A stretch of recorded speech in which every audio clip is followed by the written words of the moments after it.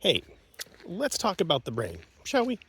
So there is a, I don't know, 3 pound mass of goo inside your head that all of the parts connect to each other. They release chemicals.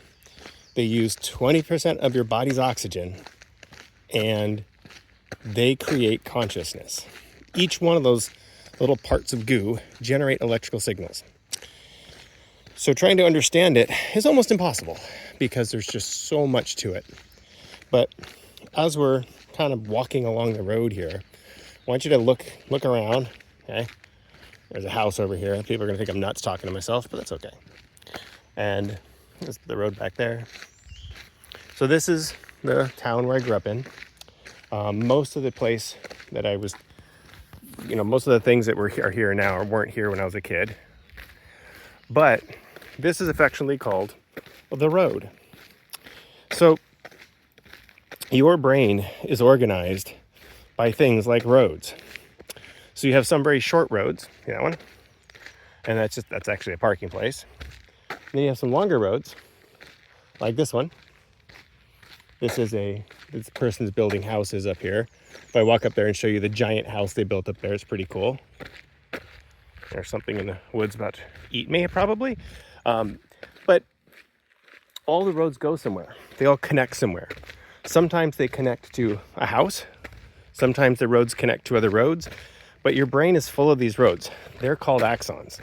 These axons, the roads in your brain, transmit electrical signals. And when they transmit electrical signals, wherever the road goes, the signal goes. Now, sometimes, like the one I'm on now, goes to lots of different places.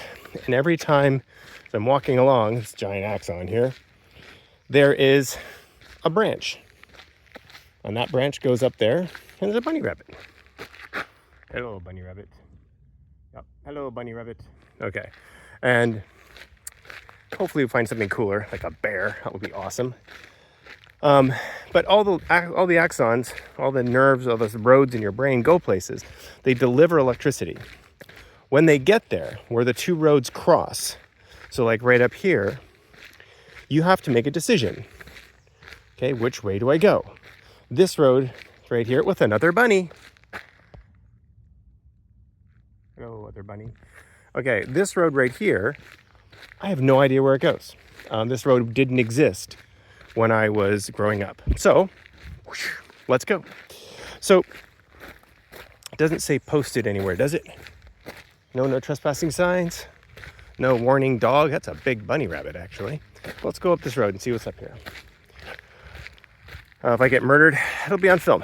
So, as we're going up this new axon, well, right where I made that choice, bye, bunny, where I made that choice, a chemical transmitter is released to make that choice. And, oh, interesting. Let's go down and look at it. And when a chemical transmitter is made to make a choice, that is how your brain decides what to do, is through a sequence of chemical transmitters. The more chemical transmitters that are released, the easier it is to make a choice. And it's pretty cool. So this is what happens in Vermont. You go for a walk and you find an old Ford tractor. So the whole time of trying to understand how the brain works and how psychology works, you have to really understand that all your brain is a series of connections. It's a series of places. Whenever the neurons, the electricity gets to those connections, they release electrical chemicals. Or electricity releases chemicals. When that electricity releases chemicals, that produces a choice. That choice is, which path does that electricity follow? If the electricity follows one path or another path, that decides what happens. Just looking at this tractor here is pretty cool. Anybody living in here? Nope. Just a few leftover nut shells.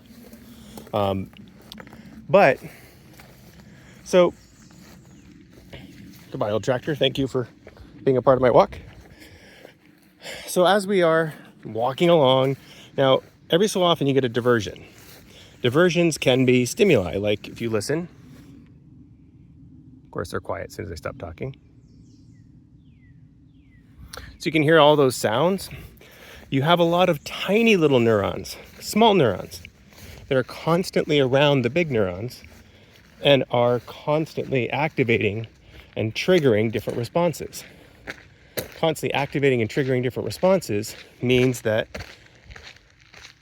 other information is coming in. This is a big driveway to a house. Let's not go back up here anymore by our trees. Cool old tractor. I'm gonna have to take pictures of that. So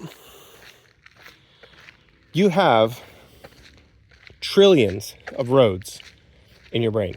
Trillions of roads in your brain. Because there's trillions of roads in your brain, there's an infinite number of ways that you can go. Infinite number of ways that connections can happen. Because there's an infinite number of ways you can go and infinite ways connections can happen, the brain becomes what's called a probability machine. Anything is possible in your brain. But what happens is you make choices. Like I'm choosing to come back and look at the tractor because I want to take some pictures of it. So I'm going to stop the recording, take some pictures of it, and then when we get to a different part of the road, I will re-engage.